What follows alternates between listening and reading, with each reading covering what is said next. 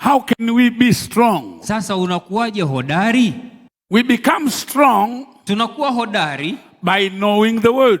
kwa kulijua neno. You don't be strong Hauwi hodari because you pray harder. kwa sababu unaomba sana. Hapana. You become stronger Unakuwa hodari by knowing the word. kwa kulijua neno.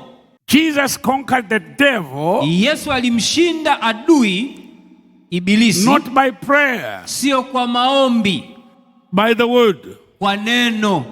So you need to understand Kwa hiyo unahitaji kuelewa hilo. what makes you stronger. Kinachokufanya uwe hodari Not the prayer. sio maombi. Prayer has his own. Maombi yana sehemu yake. The book of Psalms 119 Kitabu cha Zaburi ya 119 verse 105. mstari wa 105. What the Bible says. Biblia inasemaje? Zaburi ya 119 mstari wa 105. Neno linasema, neno lako ni taa ya miguu yangu na mwanga wa njia yangu. Hallelujah.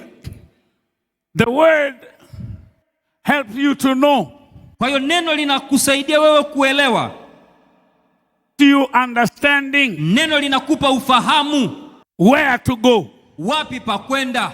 What to do. Nini cha kufanya. What to speak. Nini cha kuongea. What to pray. Nini cha kuomba. The word. Neno. I repeat. Narudia. The word neno gives you linakupa wewe where to go, wapi pa kwenda, where not to go, wapi pa kuto kwenda, what to do, nini cha kufanya, and what not to do. na nini hupaswi kufanya. And the word Na pia neno gives you linakupa wewe what to speak, nini cha kuongea, and what not to speak, not to speak. na nini hupaswi kuongea.